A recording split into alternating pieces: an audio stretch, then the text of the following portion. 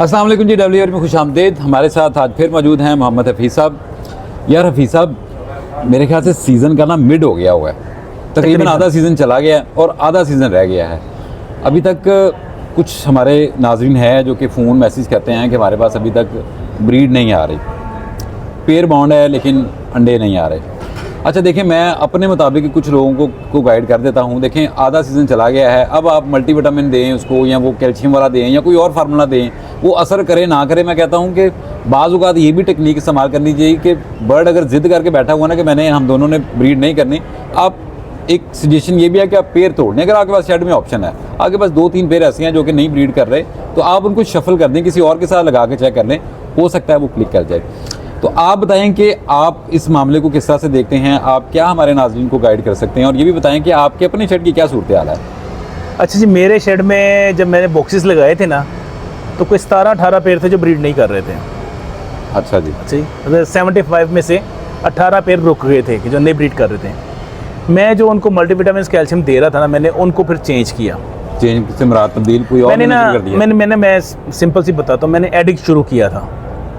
Addict शुरू किया था, हाँ जी, वो हमने पिछले साल यूज़ किया था ना, मैंने वो पिछले साल से शुरू किया है। ये समीउल्लाह भाई का फार्मूला है। हाँ, उन्होंने बताया था ना, वो पिछले साल मैंने यूज़ किया था, बड़ा अच्छा चलता। लेकिन उसके साथ एक ख़ास किस्म का कोई ई सेलेनियम भी उन्होंने मुझे गिफ्ट में दिया था, समीउल्लाह भाई ने। ई सेलेनियम वही है ना जो नहीं, वो नहीं था, नहीं मियालिक वाला नहीं, उन्होंने गिफ्ट दिया था।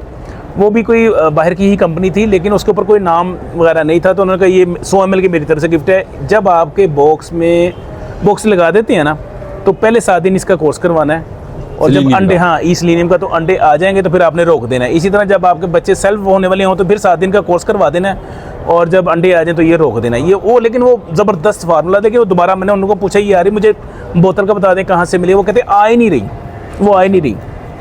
तो वो थी अच्छी। इस साल चूँकि वो मेरे पास नहीं थी, तो फिर मैंने जो फौजल अजीम भाई वाला फार्मूला यूज़ करते हैं, सेमोस्ट्रेस और तीनों चीज़ें मिक्स करके, इम्यूनोटोन, वो किया। तो वो जो मेरे 18 में से था ना, वो 16 पेड़ चल गए, 2 रह गए, लेकिन 16 बड़ी ठीक है, कामयाबी है। ठीक है। नहीं, उसके साथ फिर ये भी चीज़ है कि मैंने डाइट प्लान भी चेंज कर दिया। मैं पहले दे रहा था सिंपल एग ब्रेड, उसके अंदर एग बिस्कुट, बाकी सारी लवाजमात, मैंने वीडियो भी शेयर की थी आपके साथ, वो सारा कुछ।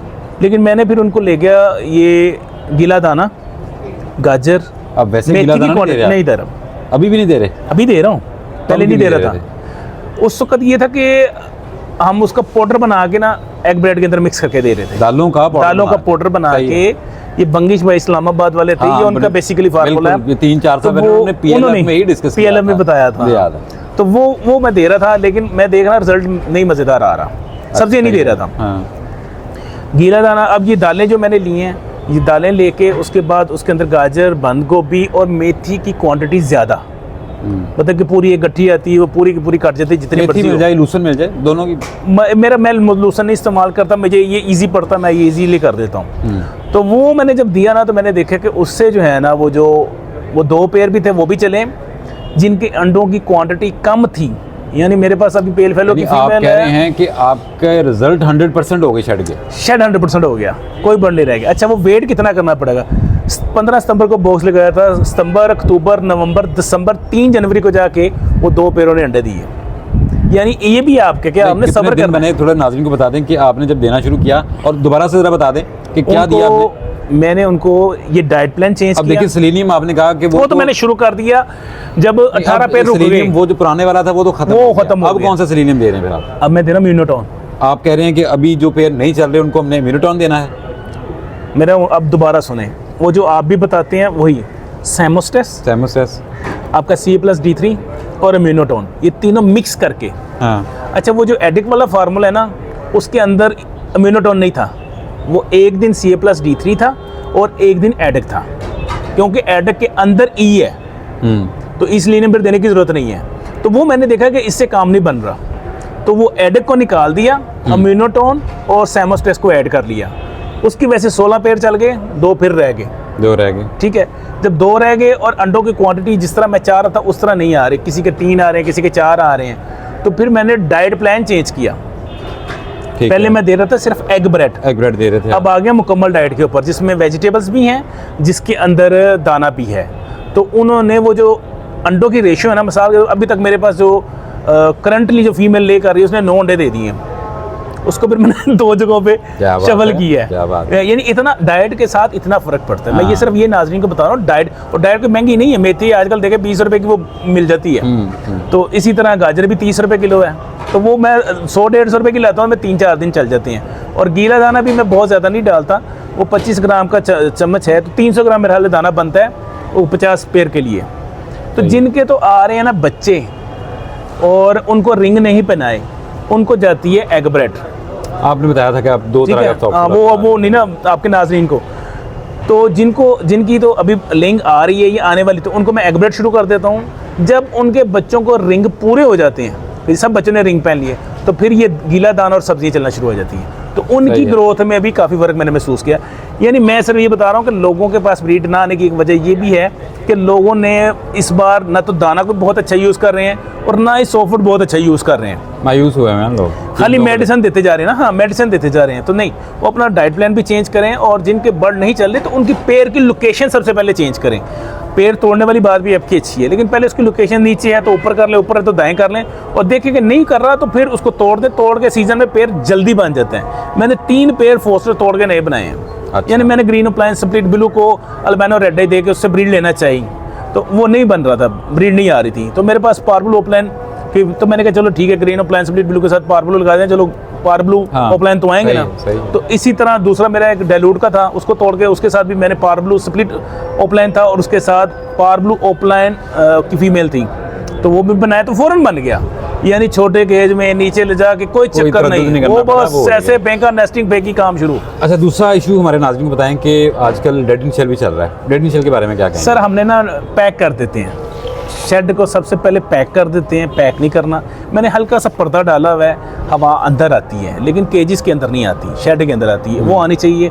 उसके बाद सफाई, हाँ, बच्चे निकल आते हैं, हम सफाई नहीं करते। आजकल वैसे भी लोगों की, ठीक है ना, और तरह से बढ़ जाती है। सर्दियों में ना आपकी जो ड्रॉपिंग है ना वो ड्राई नहीं होती, नहीं होती, वो बॉक्स के अंदर बंद होगा, उसने वो और ज्यादा टाइम करना है। तो वो एक तो जिसके पास बच्चे निकल आए ना, उसको चाहिए कि हर हफ्ते जो है ना वो निकाले और उसको साफ करे, भाई ये करना पड़ेगा, ताकि लेंग अगर उसके ऊपर दोबारा जब आएगी ना, बाज़ दफ़ा ये होता है कि आपके बच्चे भी आए होते हैं और लेंग भी आ जाती है। हाँ, हो जाता है, ठीक है ना, तो वो अंडे डेड इन शेल होते हैं, और जिनके पहले से पहला क्लच और डेड इन शेल हो रहा है, वो बताएं कि अगर किसी ने इस तरह का केस हुआ है, अंडे आना शुरू हो गए हैं, तो उस दौरान कर सकते हैं हम चेंज नेस्टिंग?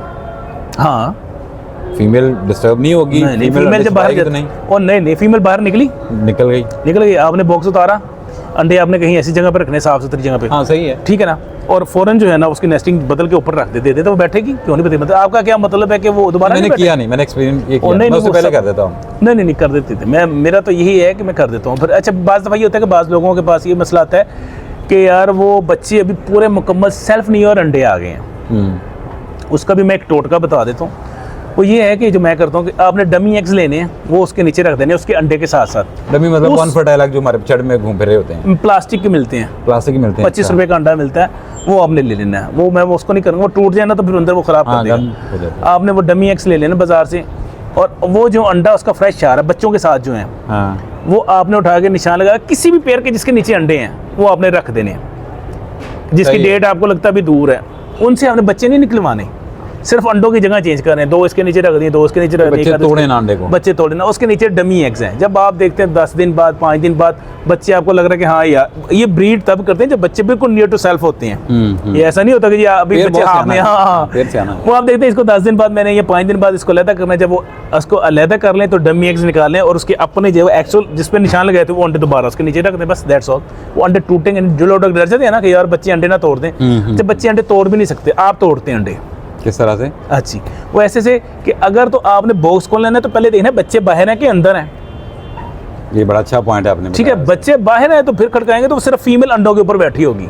हाँ। जब बच्चे भी अंदर है, माँ भी अंदर है, आप खड़काते हैं तो सारे एकदम भागते हैं और वो सारा। अदरवाइज बाहर आपके बच्चे हैं और अंडे दिए हुए हैं, आप देखेंगे प्रॉपर उसकी दोबारा वो हैचिंग भी करवाएगी, सब कुछ करेगी। ऐसा नहीं है कि जी वो उनको अंदर आने देगी, वो बच्चे बाहर ही होंगे, वो रात को अंदर आएंगे, सारा दिन बाहर होंगे, और फीमेल पूरी अंडों के ऊपर। जब वो बच्चे अंदर आते तो माँ पहले कवर करके अंडों के ऊपर बैठे थे, वो उन बच्चों को अंडों के साथ लिंक ही नहीं है। सही है। तो आप डिस्टर्ब करते हैं तो वो फड़फड़ा के बाहर निकलते हैं, तो फिर वो डैमेज होते हैं। वो इतनी घबराने वाली बात है। मेरे पास लेंग भी आई हुई, पेल फेलो की लेंग आई हुई है। अच्छा। और बच्चे साथ हैं, चल रहा है निज़ाम। चल रहा है निज़ाम। वो मैं सोच रहा हूँ संडे वाले दिन बच्चों को सेपरेट करूँगा, क्योंकि वो मैं लिखता हूँ डाटा। ये भी एक टिप देता हूँ, मैं जो डाटा लिखता हूँ ना वो रिंग का लिखता हूँ कि मैंने ये रिंग किस दिन पहनाया। तो वो तकरीबन बच्चा जो है ना वो 13 से 14 दिन का होता है, तो मैं उसको 10 दिन काउंट करता हूँ। वो 10 दिन गिन के, तो उसके 40 दिन बाद, रिंग पहनाने के 40 दिन बाद बच्चा निकाल के आप जहाँ मर्जी छोड़ दें। आपको ज़रूरत नहीं हाथ पे कि जी वो काटता है कि नहीं काटता, ठीक है, हुआ है सेल्फ का नहीं हुआ। 50 दिन का बच्चा सेल्फ ही है भाई, जो मर्जी कर लें आप। ठीक हो गया। लीजिए हफीज़ साहब के साथ बड़ी अच्छी गुफ्तगू रही। आई होप सो कि ये दो मेन टॉपिक थे, बड़े लोगों को इशू आ रहा था, इसमें काफ़ी आपकी अंडरस्टैंडिंग हुई होगी। अगली वीडियो तक के लिए इजाज़त दीजिए। अल्लाह हाफ़िज़। अल्लाह हाफ़िज़।